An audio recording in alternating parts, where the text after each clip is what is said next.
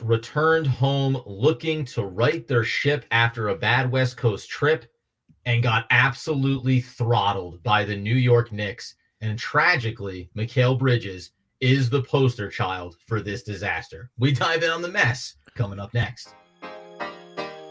You are Locked On Nets, your daily Brooklyn Nets podcast. Part of the Locked On Podcast Network, your team every day.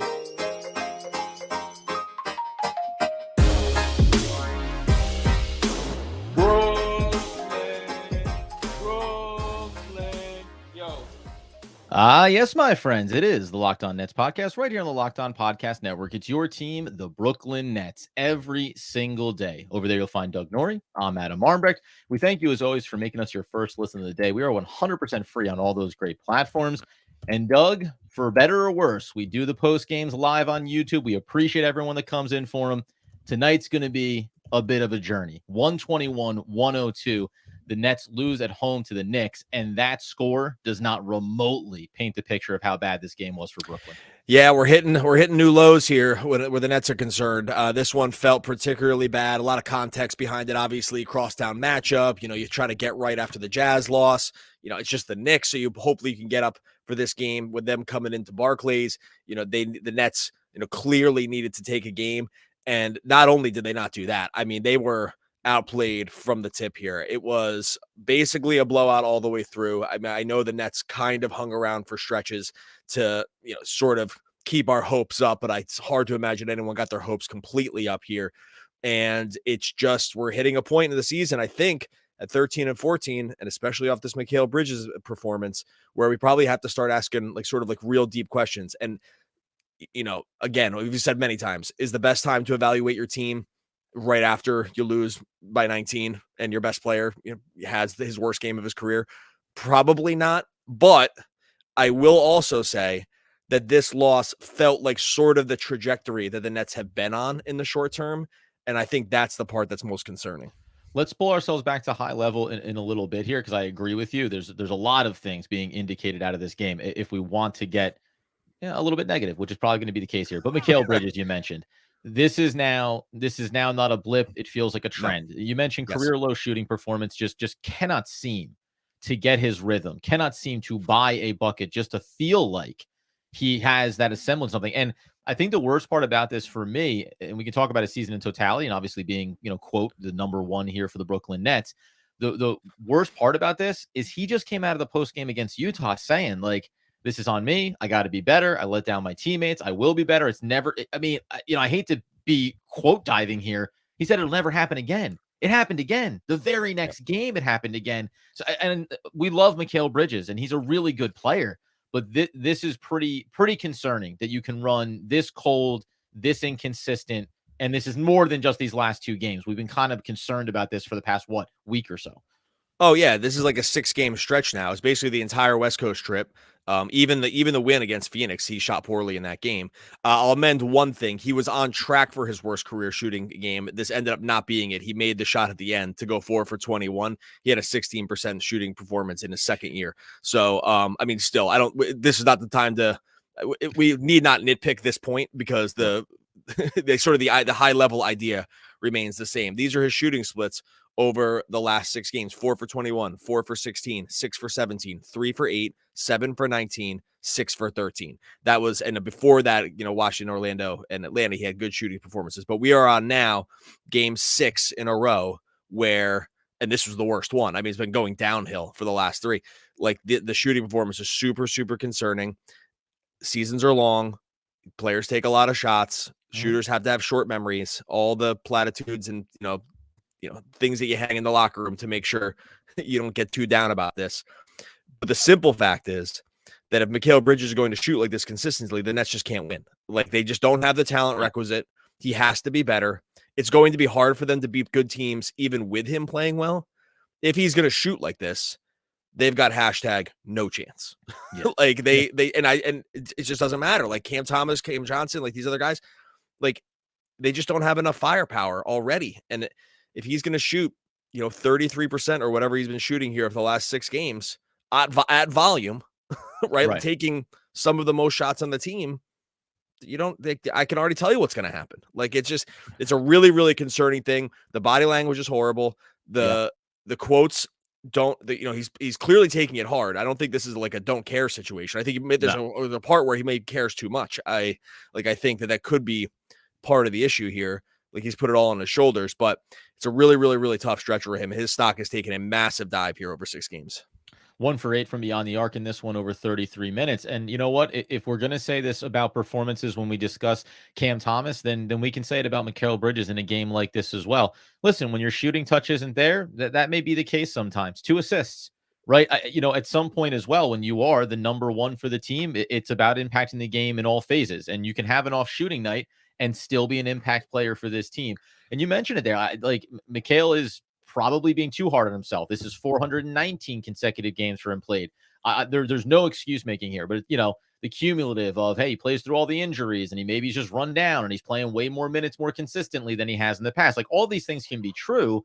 And I think you nailed it there on. And also, if he's going to struggle, this team is going to lose. Like, there's just no 2 ways about that. And unfortunately, there's no other way out of this either. Like, short of Jacque Vaughn saying, hey, we're going to sit him down for a game because he maybe just needs rest. And you could call that a very high level excuse for Mikal to get a step away for a game. Other than that, though, like, you need him. You need him taking 20 shots a game. You need him being a 25-point scorer a night. I think maybe the concern here is that there's a vast difference between increasing minutes and increasing production, and increasing minutes, increasing production, and increasing responsibility. Like, certain players are created a unique way in terms of being the alpha number 1, being the leader of a team, being the guy that has to go out every single night and produce. And maybe Mikal Bridges is just not that guy. And we've already established that he's not the elite of the elites in the league, but maybe he also doesn't have that mechanism in him. And we've highlighted this before. Is he truly a leader, a vocal, take over, this is my squad kind of guy? That may all factor into this as well. And I don't mean any of these things as excuses. He's just playing really bad basketball right now.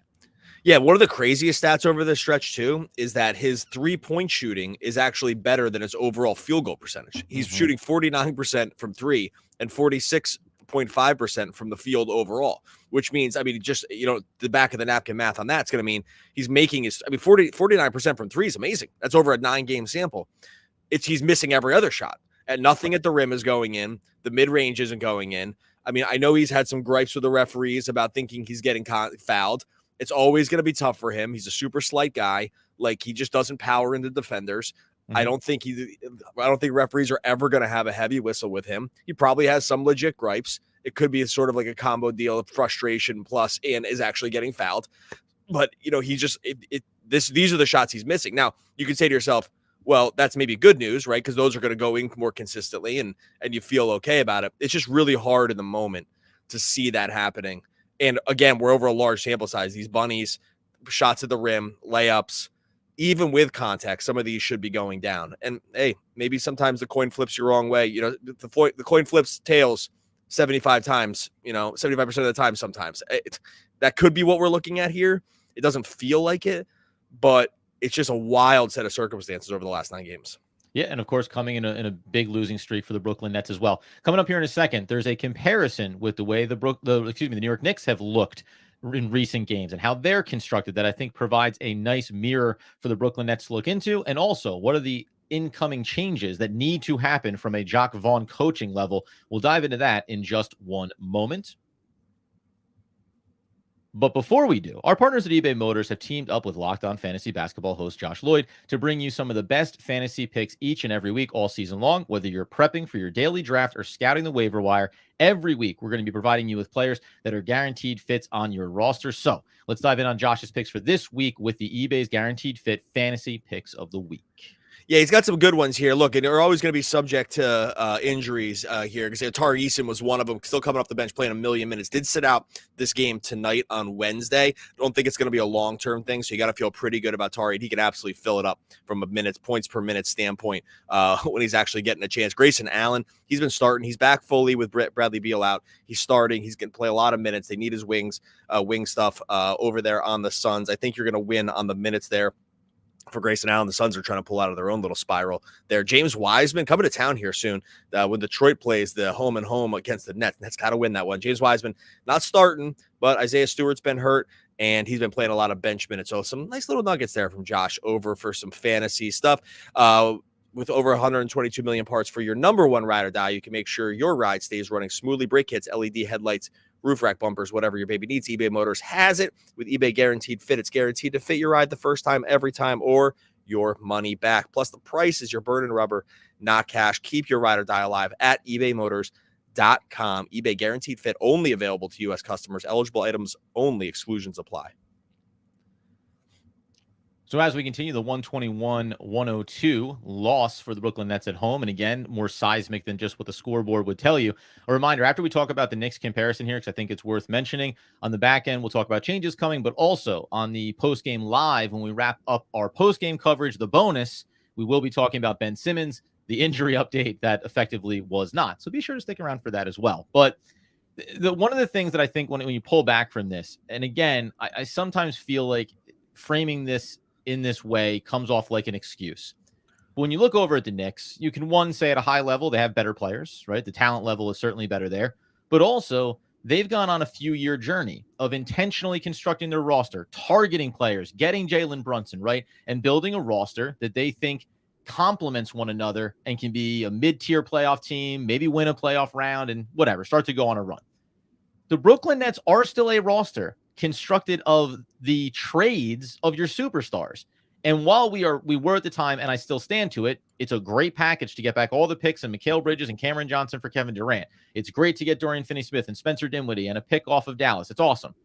But it's not like there was an intention to go and construct a roster that ended up with this collection of players. I think it's why the depth has been so critical, because it gives you options to rotate different guys in and give yourself a chance to win games.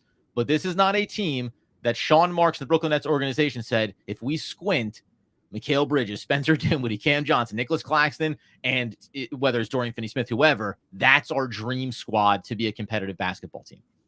Yeah, look, we knew they were coming in not with the same amount of firepower and talent as some of these other teams. They got by early on in the season because the bench was so good. I think we've said this multiple times. We definitely underrated that about like sort of how much that was keeping them afloat, because when it's no longer there, no Lonnie Walker, no Dennis Smith Jr., Ben Simmons has missed infinity time. Like there's you start to see that they just don't. Beyond that, there really is nothing. And like Jacques Vaugh is not playing these guys anyway. They're playing super short rotations. So we're getting this is like it's catching up with them here for sure. Like around some of these injuries. That being said, to your point, which is also correct, is that even in their best constructed versions of themselves, we always knew some of the pieces didn't totally fit. Right? Like even coming into the year, it's like, oh, well, how are Simmons and Claxton going to fit? Can you play Cam Thomas a lot of minutes as a smaller off guard? Right? Like, who do you need to pair with him to really make him shine? And like, there's all these other, is Bridges even good enough to be like an every night 20 shot a night option? Right? Like no one thought that was happening when they first traded for him. It kind of did happen, and that's great, but it's maybe, things are coming home to roost here a little bit with him too. And so, yeah, there is a stark dichotomy stark contrast between these two teams. It's not the full reason for it, but there's just so many issues with the team right now. And that's clearly one of them also. Like they don't pivot when it's a tough matchup with Randall and Hartenstein on the interior. They get completely bodied there, right? Like they just can't keep up every phase of the game. They lost every phase of the game in this next game. Like this, there's like it was offense, defense, literally everything. If only for this or that. No, it was only if for everything went the other exact opposite direction that it did. The Nets could have been in this game. Yeah, and I don't think it's all team construction because we've seen this group go out and win some games, so you can't put it all on that. But it's just going to be hard to maintain. I think it's always going to be hard to maintain that with this current group, and I think that's what we're probably starting to see. Now you get some of these guys healthy, and the bench gets a little deeper, and the energy level gets up. I'm not sure, but like right now, what's happening? It's actually hard to see your way out of it because I actually don't think they have a lot of pivots or outs. Like the way things are currently constructed, unlike the Knicks, who, maybe just a little deeper, just more talented overall. And we're going to talk about rotations and changes and what Jacques Vaugh maybe needs to do just as a byproduct of the results of these last handful of games. But you mentioned in there too energy. And neither Doug nor I are a big, it doesn't look like they're putting in the effort, because that's such a hard thing, first of all, to eye test gauge, and every player plays hard and all those great things. And also, for a team that has very much built themselves on vibes and on all these guys getting along, and what a great group we have. And you've watched some of the behind the scenes with Vaugh and the way he talks with the team. It's both a basketball level and on a personal level. And we're going to make every single team grind out every single minute against us. This game tonight, after a long road trip and coming back home, it had a little bit of checkout vibes here from more than just one or two guys. And that's not a little bit. Yeah. I know. And I'm saying that softly. Like, it had a lot of bit of, maybe I could just as well go ahead and wrap this thing up after the first quarter. And that was surprising to me too, because that also then means there's a loss between coaching and players of, hey, no matter what, we know what our identity is, right? Hustle, grinding, energy guys. And somewhere in between coach and players, and I say players plural, everybody, it was, yeah, or maybe we're not. Like, maybe that's not our bag. And it seemed very, very palatable tonight. Yeah, so sometimes when the negative ball starts rolling downhill, it really is hard to stop, right? It's like hard, and then and it's coming at you from all angles. It's like, well, we're struggling here. Our best player can't hit shots. Yep. Right. Like, and he can't hit shots. So now we're sort of like really behind it. And maybe we're just tired because he's been playing a ton of minutes. And I'm not putting, fatigue on here as a really excuse. Every team's got to play minutes. They have played really concentrated starters minutes here over the short term. Like, these guys have played a lot, and that can catch up with you. I don't think that's the whole story, but, and yeah, neither you or I are like eye test doctors around stuff like, are they checked out or whatever. But when you get rolled from the time the balls get rolled out, like, it's hard to think. There just didn't seem to be a lot of fight here. And it stands in stark contrast because the team has fought a ton this year. They have had moments where they've been down a lot and they've scrapped their way all the way back, but that part is just not existent. And maybe we underrated Lonnie Walker and DSJ and the energy that these guys were bringing off the bench. Like, maybe that really was so important. I'm not sure, but yeah, the vibe check in here was brutal. I want to talk a little bit more about this too. Yeah. We got to talk about the starting lineup too, because there's some real alarm bells. Good. Positive? No. Sorry, but I don't want to spoil alert here, but no. We'll talk about that here in a second.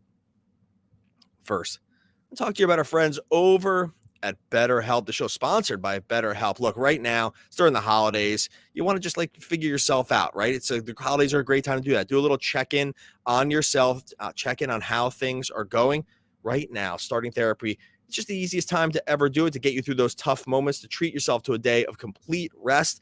This right now is the best time to get in on BetterHelp. If you're thinking of starting therapy, give BetterHelp a try. It's entirely online. It's designed to be convenient. It's flexible. It's suited to your schedule, which is sometimes hard for the in-person stuff. All you have to do with BetterHelp, you fill out a brief questionnaire to get matched with a licensed therapist. Switch therapists anytime for no additional charge. In the season of giving, give yourself what you need with BetterHelp. Visit BetterHelp.com/LockedOnNBA today to get 10% off your first month. That's BetterHelp, HELP.com/LockedOnNBA.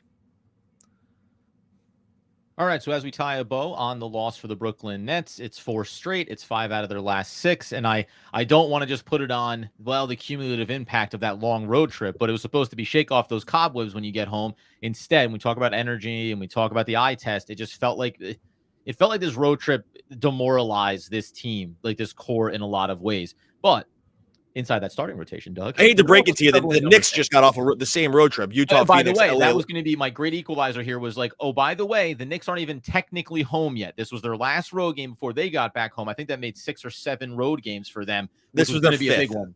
Yeah, it was their 5th, but it was like their 7th out of 8, right? So, and they just went Utah, Phoenix, LA.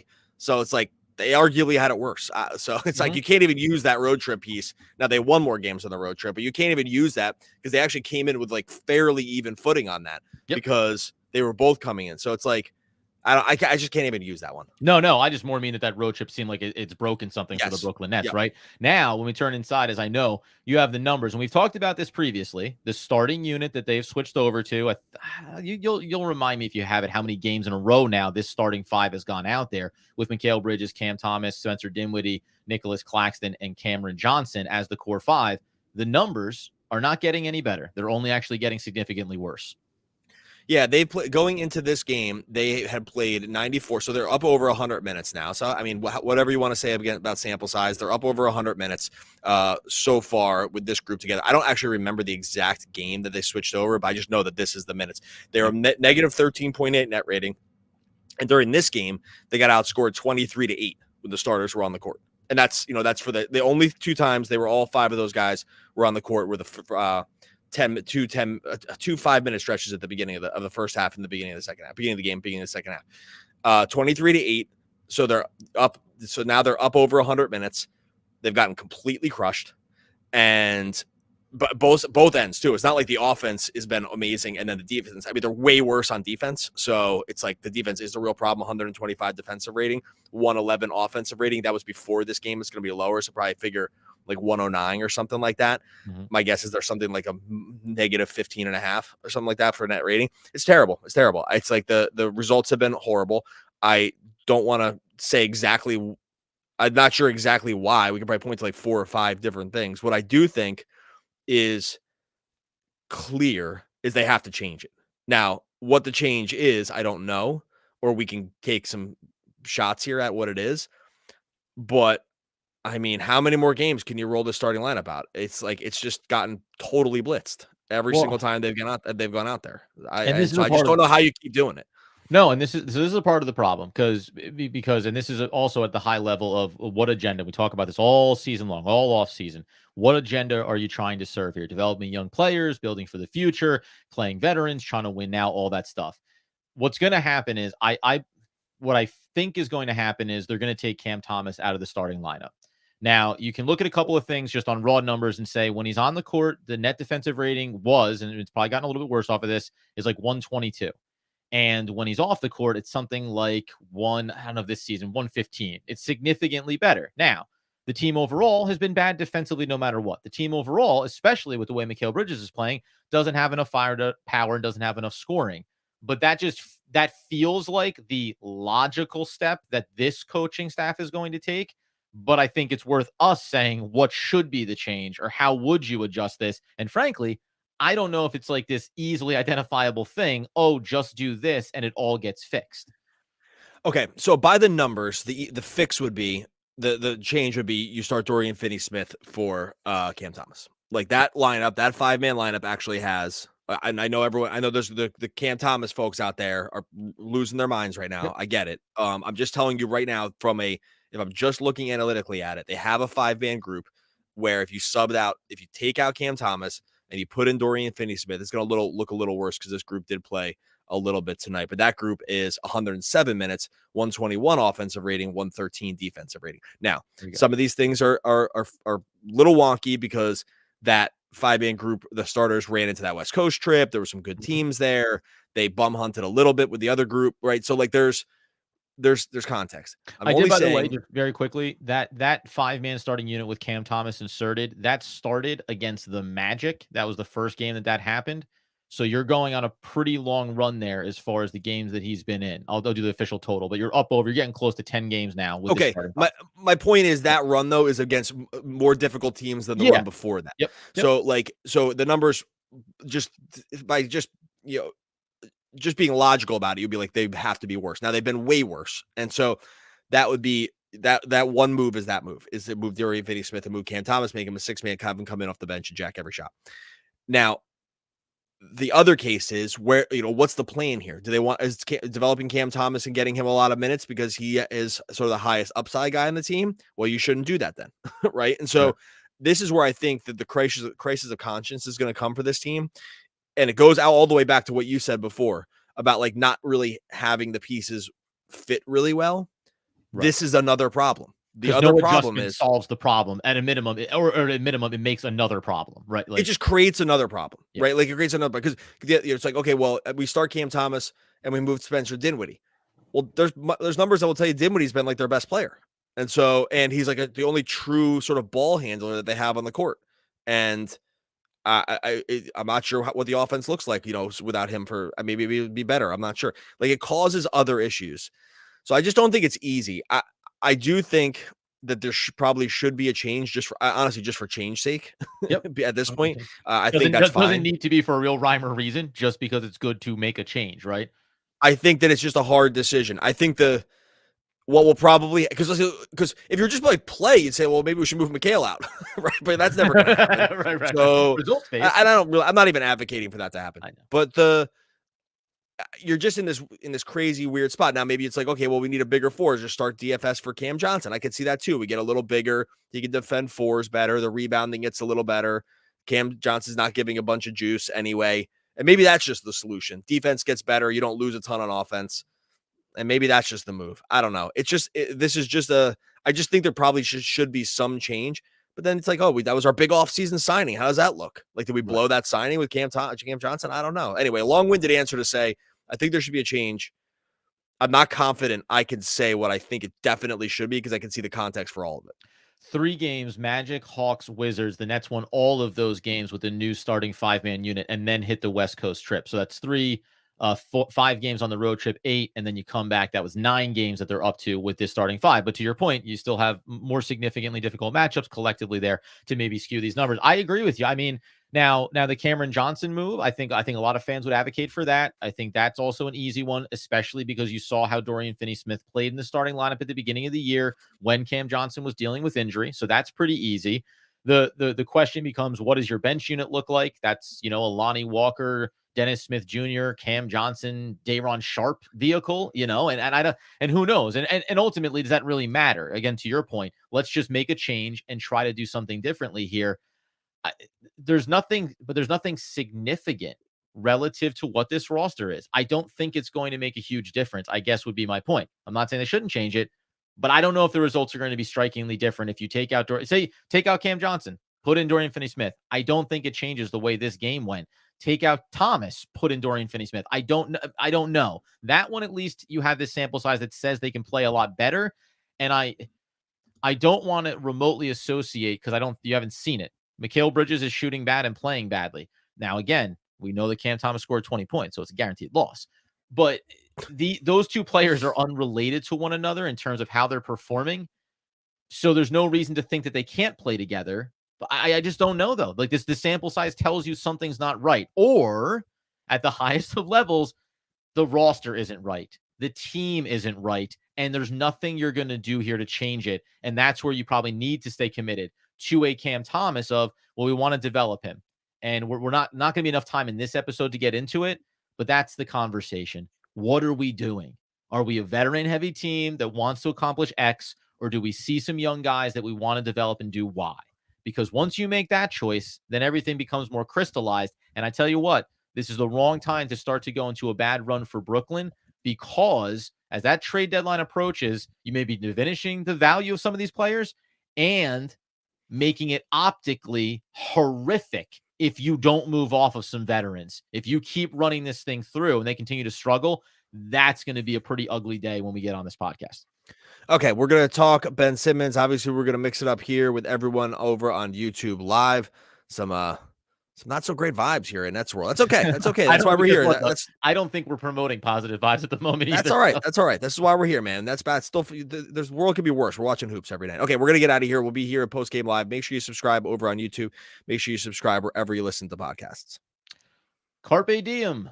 Seize the day, boys. Make your lives extraordinary. It's from Dead Poets Society, and no, I don't know the Robin Williams character name. Oh, I'll get it. I know that. Okay, well, one of the all-time great poets. We'll be back again in a moment, talking more Brooklyn Nets basketball. Basketball. Captain, my captain. Basketball.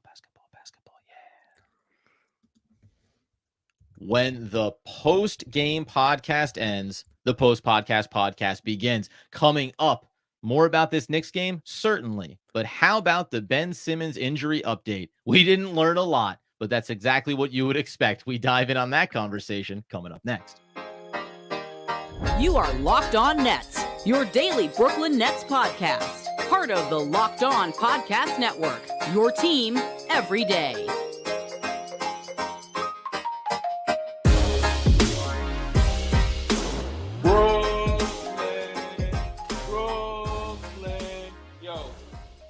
Yes, my friends, it is the Locked On Nets podcast right here on the Locked On Podcast Network. It's your team, the Brooklyn Nets, every single day. Over there, you'll find Doug Norrie. I'm Adam Armick. We thank you, as always, for making us your first listen of the day. We are 100% free on all of those great platforms. And of course, Doug, as we get it on the post-pod pod, we think about Ben Simmons, the 2-week timeline, the injury update, and a whole lot of fluff, in my opinion.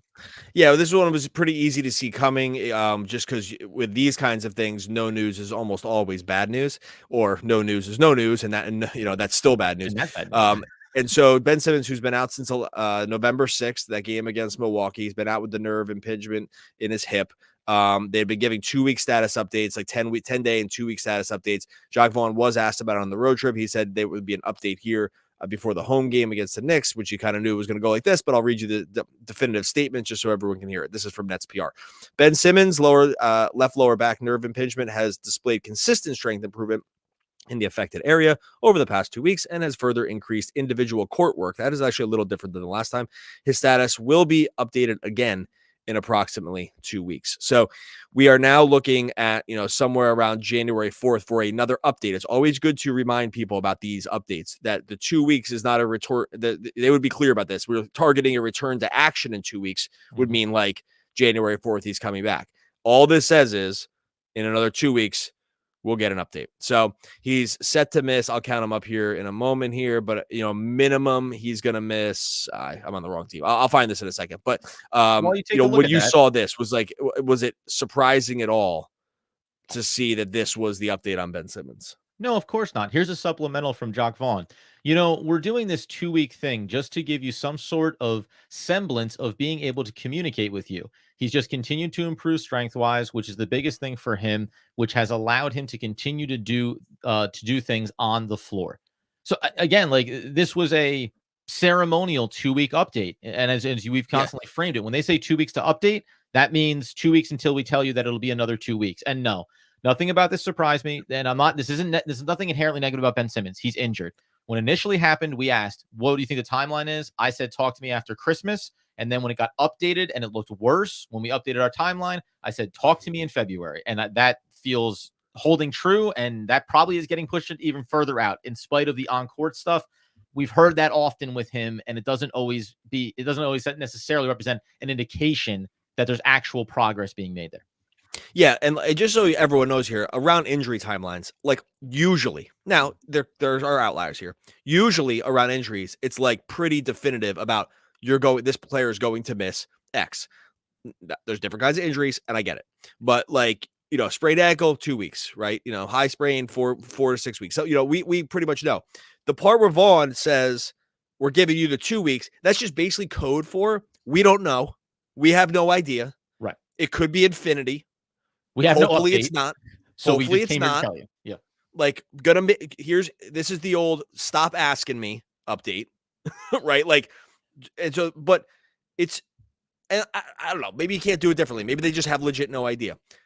Often with injuries, there's just are at least given rough timelines and guidelines. It's clear to me here they have legit no idea. They don't know. And it's not their fault. Maybe it's a totally new thing, but they don't know. They I'm sure if you ask, they had no idea. Or it's way longer than anyone wants to even picture, and they're hesitant about saying it. Well, here's the drill down on that. And we understand it's a much more significant injury with Ben Simmons and has been a history there, et cetera. The other update that they put out today was about Dennis Smith Jr. and Lonnie Walker IV. Again, not nearly as severe injuries. Dennis Smith Jr., who has missed the last 6 games due to an upper back sprain, has been cleared for full basketball activities. He will continue to increase his on-court work over the next 2 days and is questionable for Friday's game versus Denver. Lonnie Walker, who has missed the last 8 games due to a left hamstring strain, has steadily increased his individual on-court activity. He is expected to progress to 5-on-5 play over the next several days with a goal of returning to the lineup next week. Again, we understand how much more significant the Ben Simmons situation is, but these injury updates involve clear things, right? This is where they are. This is what's coming next. And here's the target date. And you mentioned there, I think the big part for Ben Simmons right now for me is they're not even giving speculative ideas about what it could look like. And that tells you that they have no idea, and that this flare up, this injury, this impingement, it at a minimum, they are way too concerned about it being substantial to even tiptoe around the idea of when he could be back on the court playing basketball.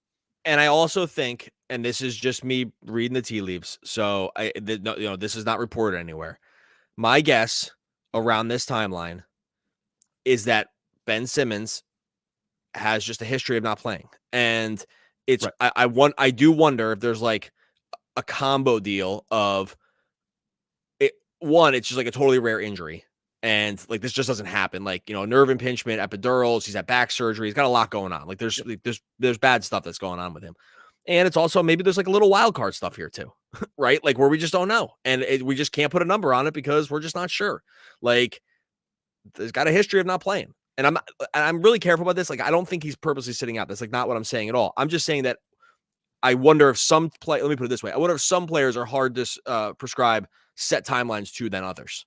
Right. Like, and I just wonder if he falls into the latter camp of we have this totally weird thing that doesn't happen to a lot of players. And this is a guy that we've had a weird history with so far. And he's had a weird basketball history. And I just don't know. But it's any net fan, and I think most people are just over this, but any net fan pining for like him to come back, or if he's going to like change things, like I just don't see how you can. I hope it happens, but I just don't see how you can, hitch your wagon to that at all. Let's continue this conversation in a second and open up to you, the fans, obviously live on YouTube, as we continue talking not only about the injury with Ben Simmons, but also this Knicks loss that the Nets just suffered. We'll get into that in just one moment. All right, this episode is brought to you by BetterHelp. Look, there's no better time to start with therapy right now. If you're giving gifts at the holidays, get to others, give yourself a gift right now by getting in on BetterHelp. There's no better time to start therapy. Sorry, going easy on yourself during the tough moments. Maybe you're treating yourself to a day of complete rest. Make sure during the season to give yourself some love over the holidays, which sometimes can be the toughest time to do it. If you're thinking of starting therapy, give BetterHelp a try. It's entirely online. It's designed to be convenient, flexible, totally suited to your schedule. And those are really important checkboxes for anyone that's looking to get into therapy too, Greg. You know it's going to fit around your schedule. You know that BetterHelp is going to work with you to make sure it's a time and to get matched with a licensed therapist, which is just going to be right for you as well. You're just going to fill out a brief questionnaire. You'll get matched. And if it doesn't, not a match right away, switch therapists anytime for no additional charge. The season of giving, give yourself what you need with BetterHelp. Visit BetterHelp.com/LockedOnNBA today to get 10% off of your first month. That's BetterHelp, HELP.com/LockedOnNBA. As we continue our podcast episode and open up to some comments from the fans, there's a few that I want to throw up here, but I also want to drill down on just another quote here from Jacques Vaugh when he was talking about it. And what the timeline looks like, or just what he's been doing. He talked about how he's just been discussing basketball with Ben Simmons and things that he saw on the past road trip and what's working for the team or not. But he was quoted as saying, the big part of this is the strength part of it. And so as Ben Simmons, continues to gain strength, that will allow additional bodies to be around him. And so, no, he's not playing 2-on-2, 3-on-3 right now. Hopefully that's in the future going ahead. But I think overall, you're just adding different stimuli in order to get to the point where you can put bodies around him. So just drilling down on this a little bit deeper, he's not doing anything remotely around the fringe of sniffing basketball activities at this current point. So 2 weeks from now, you're probably going to hear very similar language to this. And I would be shocked if they said, yes, 2-on-2. Yes, that's in the quote near future. It's just more language that suggests, again, they don't have a clear timeline for this. And someone had asked, as we talk about the comments over here on live, we can give our 2 cents on this. Oh, real quick, while you're queuing that up, I'll say we were in a Nets chat and I was trying to set what I thought would be like the betting line. This was 2 weeks ago now, maybe a week ago. I can't remember. I can remember where I was, but I don't remember where I was. I was watching my kids' dance thing and only reading Twitter and arguing with people about something with the Nets while I was supposed to be watching the dance. That's how I can remember where I was. While loving your family. But yeah, so and I was trying to set a line of what I thought the over under for his minutes for the rest of the season were, and at that point I said it at 600, right? And I forget the exact calculation, but it was something like he was going to miss X amount of games that we already knew. I was going to back out another 40%, even on best case scenario, and then like 20 minutes a game average. Mm-hmm. That was 600. 600 minutes is nothing. It's 20 games at 30 minutes, right? And that was a number I felt, maybe it was 650. It was like a number I felt pretty comfortable at the time. I would mark it lower now, which is crazy. It's like no time at all. And I think that's a realistic number. Like 600 minutes for the rest of the season. that's 20 games for a starter, right? It's 600 minutes, like roughly. And I would put the number lower, and I'm rooting hard for the over, but being responsible, I couldn't bet anything but the under. And that's where when Gara comes into the chat and says, "Locked on Nets, what's your guess when we see Simmons return? Do we see him past post All-Star break?" I just wanted to get your take on it, because I mentioned, I had said it was New Year's, then I said back it out another month, and now I'd say you have to back it out an additional at least 2 weeks, or at least another month. Like, what do you have even in your mind right now as when you think, if at all, or are you at the point too where I'm pretty close to saying, oh, it's more likely we don't see him at all this season than it is we ever see him this season? Yeah, that's why I gave, I'm not comfortable with the exact timeline. I'm just comfortable. That's why I wanted to give I know this isn't like the fun answer, because it's not, I don't want to set a timeline for it. I was just trying to think probabilistically around what I thought like the realistic expectation was for the rest of the season. Yeah. And the expectation is just really low in terms of and that's why I was saying, like, if I was doing it where I had to actually bet money on it, and I had to come up with like what I thought was a fair line where you would bet on either side of it, I think that like 600 to 650 is fair. And the fact that I'm saying lower means that I have very little faith that even if you were to return, it would be lengthy, right? So like, let's say even if you returned in a month and got a full green light, and we saw the IG videos about how great it was, like how great the return is looking, like you still can't be bullish about him returning. It's just, there's too much context now. We're so far beyond the pale with this that, so I would set I don't know what the timeline is. I don't even, when's the All-Star break out? March, something like that. Yeah, probably something around there. Yeah. So anyway, I think he hits the court again in February. February 18th. February 18th is going to be the All-Star break, All-Star game. All right, I say he hits the court before sometime at the beginning of February. I don't know. Yeah, I don't have any confidence in that, but yeah, whatever. I'm probably around that. But yeah, also don't ask me to take bets on that because it will not be on the table here.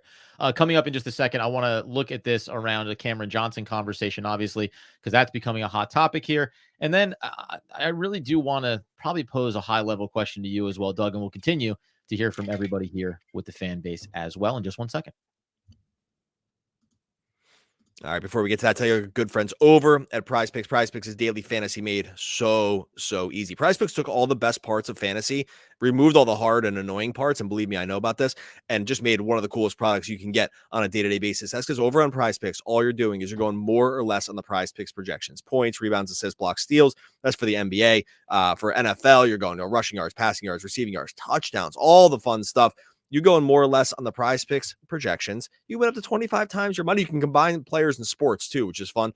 Also, too, Prizepicks offers a reboot policy, so your entries stay in play even if one of your players gets injured. And if you root for football or basketball, you know that the player that exits the game can be absolutely brutal for some of this stuff.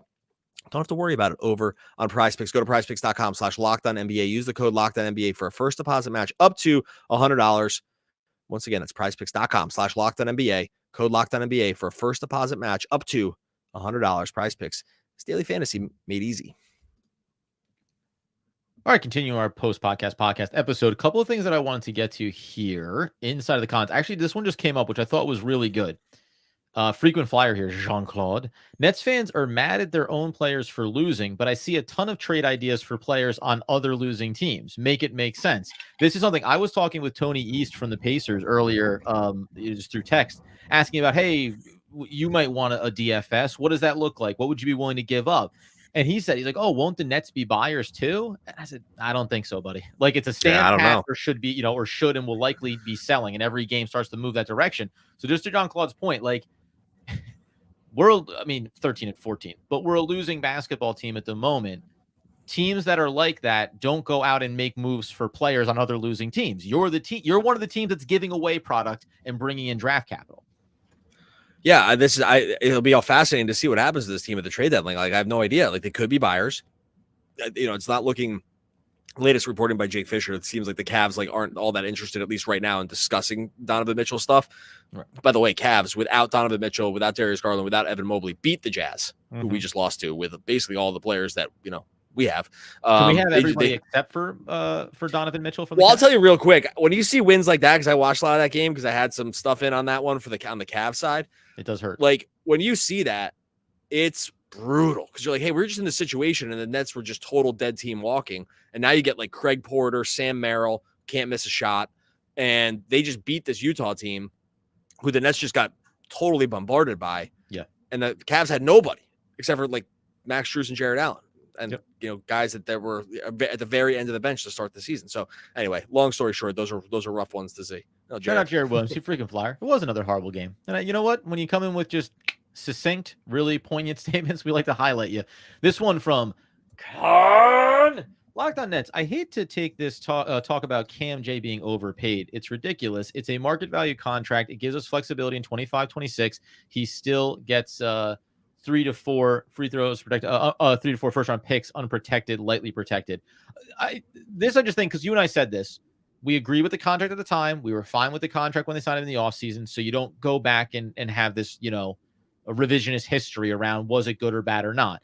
And it's also descending money, and there's guarantees in there that don't really matter. I think this is fine. I will say that his performance so far this season, again, I wonder how teams around the league look at players like this, knowing, well, they're in the Nets starting lineup, but it doesn't mean they would be an elite player for our team. Doesn't mean that they wouldn't be the 4th best player on our team, the 5th best player on our team. And where does the value kind of start to go there when you think about contracts, in years going forward? Yeah, I don't think I said he was overpaid. I said that he has not improved, and that was. Oh yeah, and I don't think you're referring to us specifically. Well, let me just clarify either way. I do not. I agree that his contract is relatively in line with like what he provides. Like you look at Strus's contract and some of these other wings, they're like a little bit more than just 3 or D wings. Strus, I think, is a good example. Like then I think it's fine. I think the problem with Cam Johnson is he gets this is all about expectations. He gets a big bump in salary. He takes up a significantly bigger part of your cap than he did last year, and his numbers have just kind of gotten like worse. And I think that's more the issue. It's right. It's like free field goal percentage down, although it's probably up a little bit after that. 3-point percentage up a tick. Free throws getting to the line way less. Right, scoring down. Now some is a byproduct of more Cam Thomas shots, so I get it. But and maybe it's unfair. Maybe we're holding him too high a bar. And you're right. Like this, he's playing exactly what an $18 million a year guy should be doing. You're probably right. I guess my point is that I think when we all thought about this, and this is where expectations kill you with this stuff with the money, is when we thought about it, we thought, oh, we're gonna see a little leap here, and that's not happened. I think that's more around that context than around like him being overpaid. Which I if I said it, I didn't mean it, and I take it back, and I just don't think I ever said overpaid.